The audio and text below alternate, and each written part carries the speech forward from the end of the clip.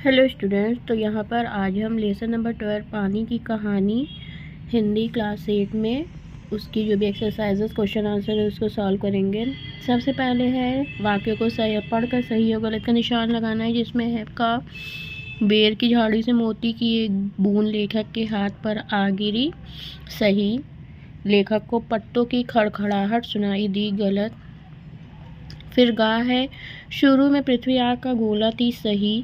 हाँ 5 दिन तक बूंद वायुमंडल में फंसकर दुख भोगती रही, गलत।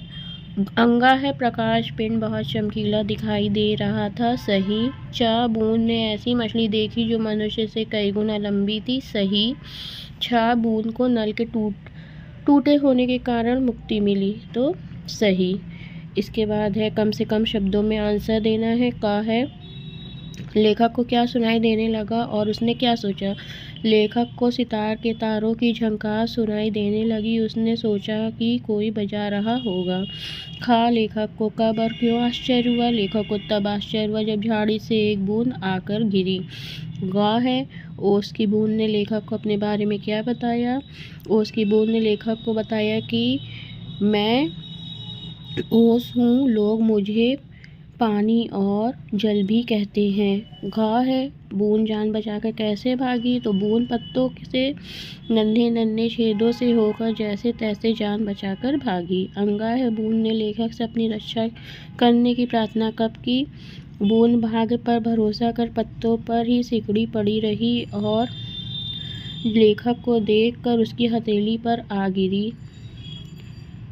इसके बाद है अरबों वर्ष पहले बूंद किस क्रिया के कारण उत्पन्न हुई थी, तो इसका आंसर है हाइड्रोजन और ओजोन के रासायनिक क्रिया के कारण बूंद के रूप में उत्पन्न हुई थी। अच्छा है बूंद को समुद्र में क्या अच्छा नहीं लगा।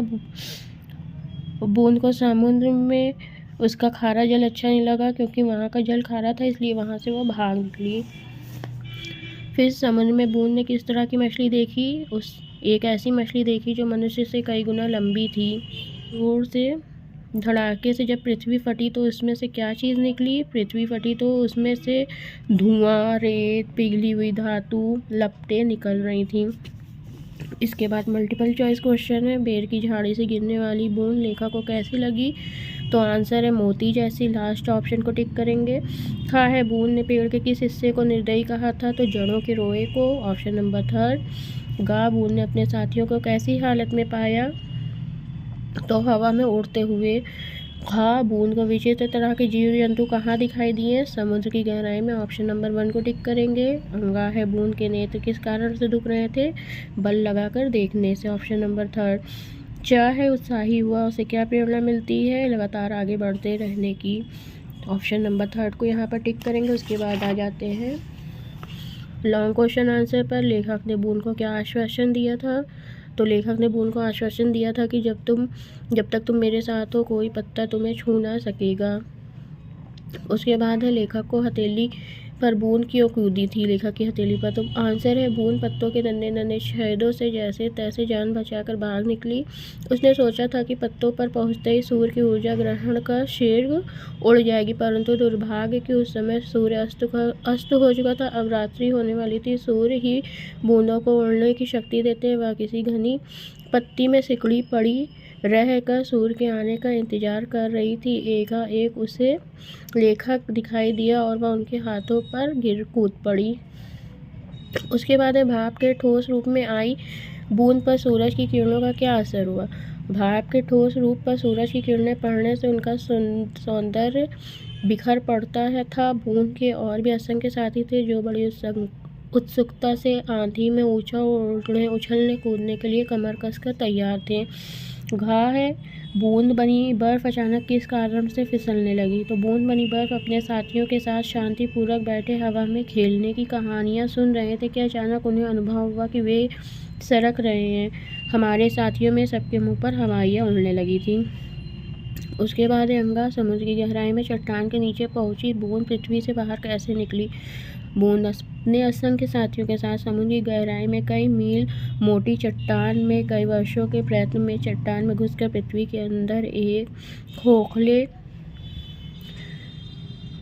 स्थान में निकलने और एक स्थान पर इकट्ठा होकर सोचने लगे कि क्या करना चाहिए। अंत में इसमें से कुछ निर्णय लिया कि हम पृथ्वी के हृदय में प्रवेश कर घूम घूम कर देखेंगे कि भीतर क्या छिपा हुआ है।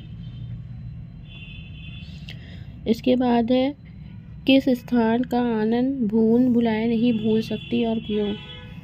तो बूंद उस स्थान का आनंद भूले नहीं भुला सकती।